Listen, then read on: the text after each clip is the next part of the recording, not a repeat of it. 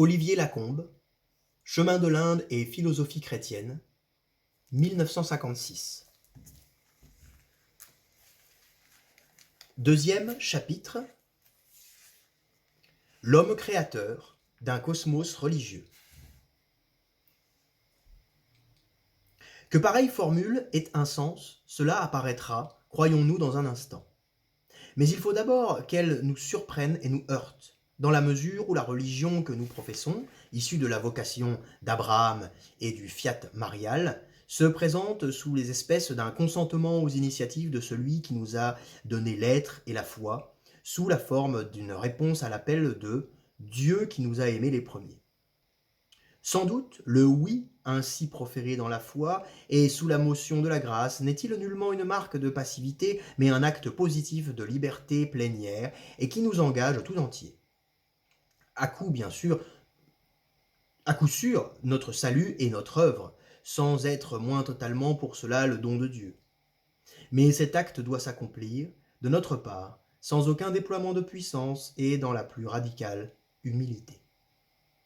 Nous ne saurions donc maintenir avec une conscience trop vive ni trop vigilante notre refus spontané de chrétiens de tout ce qui pourrait nous porter à méconnaître que l'ordre religieux est, par excellence, l'ordre de nos relations de créature à Dieu, seul créateur, l'ordre de la transcendance divine, l'ordre de la gratuité, de la révélation et de la grâce. Il reste que, même à l'intérieur de la religion issue de la vocation d'Abraham, une place doit légitimement et nécessairement être faite à ce que l'on pourrait appeler la culture religieuse. D'ordinaire, le mot culture désigne cette floraison spirituelle de la cité temporelle, sciences, lettres et arts, philosophie, etc., qui ne relève pas de la spiritualité de la grâce, mais de l'effort humain sur la terre et dans le domaine profane. Et sans doute, la distinction évangélique des ordres politiques et religieux n'entraîne-t-elle pas que celui-là doive être indifférent à l'endroit de celui-ci. Tout le lourd appareil de l'organisation et de la puissance civile et tout l'épanouissement de la culture ne reçoivent donc leur signification définitive qu'en se surordonnant à notre fin ultime et divine. Car c'est l'homme accompli que la grâce assume et sauve. Et l'homme complet n'est pas une nature donnée à elle-même une fois pour toutes, mais une nature qui s'achève personnellement par la médiation sociale, l'éducation, la culture, en même temps que par la liberté. Il faut plus, cependant. Il faut que l'homme promeuve, sous la règle directe de la foi, et comme dans le tissu de son être de grâce, une véritable culture sacrée. Il lui faut cultiver, en symbiose avec les vertus infuses, théologales et morales, des vertus morales acquises dans la ligne même de ses rapports avec Dieu. Il est normal que, dans le registre de la plus haute spiritualité, le recueillement acquis prépare le recueillement infus. Il est normal que s'édifie une théologie où la foi est pour instrument nos puissances naturelles de connaître et certaines de leur découverte propre. Mais la moindre infidélité du cœur, le moindre infléchissement vers l'humain trop humain, fera ici que ce qui est normal devienne ambigu, sinon pécamineux. Aussi faut-il que la foi vive, bien entendu, la foi toute embrasée par la charité, reste toujours juge ici-bas de l'expérience religieuse, de l'expérience spirituelle, même la plus haute et la plus surnaturelle d'intention. L'expérience mystique chrétienne est une expérience dans la foi, car la foi est pour elle, ainsi que pour la pensée théologique, la norme critique suprême. Elle est dans son ordre comme est la réflexion, la raison critique dans le domaine de la science et de la philosophie. Et c'est pourquoi le magistère, gardien de la foi, est appelé à se prononcer, sans abus de pouvoir, sur la vie religieuse la plus intime des saints, soumise eux aussi dans l'état pérégrinal à la règle de la foi. Quant aux religions qui ne sont pas issues de la vocation d'Abraham, auxquelles appartient encore une si grande partie de l'humanité, nous y voyons proliférer mythes et rites, spéculations et règles de vie. Quelle peut donc être au regard de Dieu la valeur et la signification religieuse de ces constructions, tantôt modestes et tantôt grandioses, mais élevées par l'homme, et dont s'enchante volontiers un humanisme nouvelle manière, favorisée par les découvertes de l'ethnologie et celle de l'histoire des religions? Gardons-nous de tout jugement hâtivement négatif. Pourquoi Dieu ne pourrait-il agréer, si l'intention est vraiment droite, tel acte culturel, tel sacrifice offert hors les frontières visibles de l'Israël réservé, de l'Église ouverte à tous? Les hommes qui les offrent accomplissent une fonction liturgique marginale, mais présente en quelque manière dans l'histoire du salut. Le Christ rédempteur unique et dont la grâce anonyme ou nommée n'est absente d'aucun temps ni d'aucun lieu, peut donc assumer telle invention d'homme, offerte d'un cœur pur au souverain Seigneur. Agréables sont aussi les efforts de la raison commune et de la raison métaphysique pour reconnaître le vrai Dieu selon saint Paul, Romains 1, 19-20, citation. Car ce qui se peut connaître de Dieu est manifeste parmi les hommes.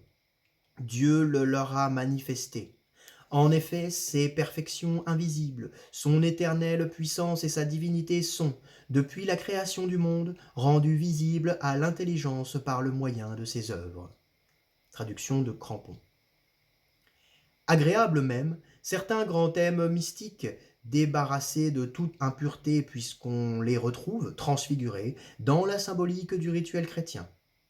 Mais, si l'homme a besoin pour abriter sa prière de telles structurations intellectuelles, psychologiques et morales, de telles institutions sociales, et s'il faut bien que lui-même les produise quand la révélation n'y pourvoit pas, quelle ne doit pas être sa vigilance pour ne pas s'attacher à ce que, sans bien le savoir, il a fait de ses mains, ni préférer ses traditions d'homme. Lorsque vient le moment pour les formes antiques mais provisoires de la vie religieuse, de faire place à l'éternelle nouveauté de l'Évangile. Il y a plus.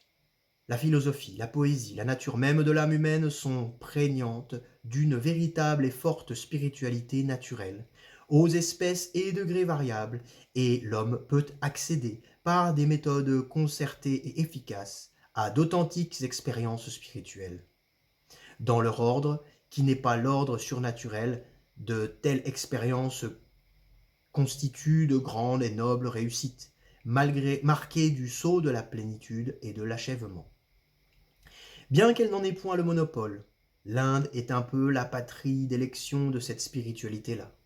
Or, la dimension axiale de l'orthodoxie brahmanique est comme polarisée par l'opposition du verbe faire et du verbe être. Les premières Upanishads, au début du dernier millénaire avant notre ère, ont découvert le sens d'intériorité de notre être, ses profondeurs d'immanence. Elles les ont aperçues sous les espèces d'un état absolu, désintéressé, en rupture avec tout intérêt humain, individuel ou social, sous les espèces d'un soi et non d'un moi. Elles ont proclamé l'incommensurable primauté contre la prévalence des œuvres et des rites, caractéristiques de l'âge religieux qui les a précédés. Ce foyer ontologique, que nous sommes essentiellement et bien heureusement, il n'est plus question pour nous de le faire comme une œuvre, mais seulement de le reconnaître comme ce qui est. Reconnaissance ou gnose tenue pour identique à son contenu, à l'être même, et promu avec lui à la suprême dignité. Confronté avec cette pure transparence recueillie, tout l'ordre de l'action, sacrée ou profane, rituelle ou morale, se colore d'extrinsècisme et risque de nous retenir en deçà de la vraie liberté. L'Inde s'est donc rendue compte par elle-même de l'insuffisance spirituelle des œuvres, fussent-elles prescrites par la religion traditionnelle, et de l'ambiguïté dont elles sont menacées. Suffit-il cependant de ne plus surestimer l'agir et le faire, d'ailleurs mal distingués au profit de l'être et du connaître? Accède-t-on à la vie divine par le recueillement ontologique et par la gnose? Non, si le soi n'est pas encore Dieu. Non, si toute spiritualité d'immanence doit éclater et s'abîmer en la spiritualité de la pure transcendance. Or, la mystique du soi est bien une mystique d'immanence. Les textes sont sur ce point d'une irrécusable clarté.